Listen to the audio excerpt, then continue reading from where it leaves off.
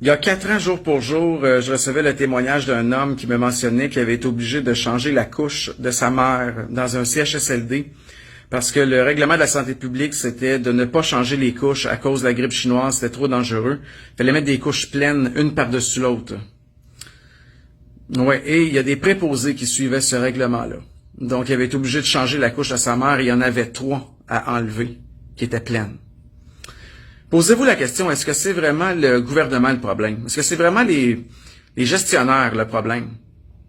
Ou ça serait pas plutôt vous qui suivez les ordres, qui avez porté votre masque, qui avez fermé vos commerces, qui là maintenant se demandent comment ça se fait que le Québec, on a 45% de faillites de plus?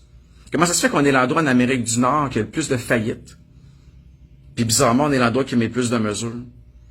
Posez-vous la question si votre obéissance n'est pas un problème. Bonjour, mon nom, moi, c'est Jean-Charles David. Je prépose aux bénéficiaires dans un CHSLD depuis 2020.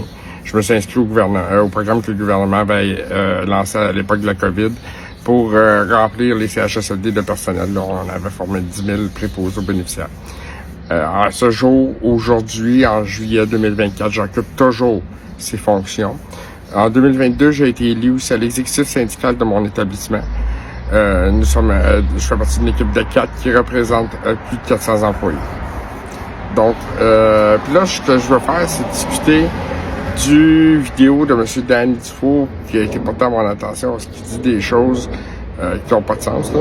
Premièrement, la directive de ne pas changer les culottes d'incontinence ou couches, là, parce que l'histoire de cette vidéo, c'est qu'il a reçu un témoignage d'une personne qui dit que durant la COVID, il aurait dû changer les culottes d'incontinence de sa mère. À cause que la directive en CHSLD n'était pas de changer les culottes, mais de laisser les culottes souillées sur les résidents et de les recouvrir avec une autre culotte d'incontinence ou couche. Là, ça fait aucun sens, ça. Ça fait aucun sens. Premièrement, là, ne pas changer une culotte d'incontinence, c'est de la maltraitance. On va être d'accord là-dessus, là. OK? Si les conséquences de culottes pas changer à long terme, ça commence par faire de l'irritation sur la peau. Ensuite, ça fait des plaies. Ensuite de ça, ben là, il y a les infections. Puis ça peut mener jusqu'à la mort. Ce que M. Dufault dit est totalement absurde. Ça n'a aucun sens. Il n'y a personne, parce qu'il dit dans sa vidéo que le personnel suivait cette directive-là. Je ne connais aucun préposé aux bénéficiaires ou quiconque qui travaille dans un CHSLD qui suivrait ce genre de consignes. Vraiment, là, c'est d'une absurdité.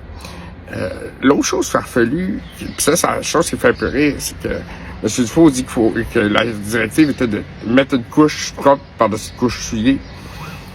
Puis je sais pas s'il comprend le principe qu'une couche, comment je te dirais ça? Tu sais, c'est toujours la première qui est là qui va se remplir. Le mandat va déborder, c'est sûr. Mais c'est elle qui va se remplir. Ça fait aucun sens. Puis installer une couche par-dessus une autre, c'est plus de job que de changer une couche puis de la nettoyer, puis d'en mettre une autre. Plus de job, plus de troubles. Puis personne ne fait ça. Personne. Ce que M. Dufault dit, c'est absurde, c'est illogique.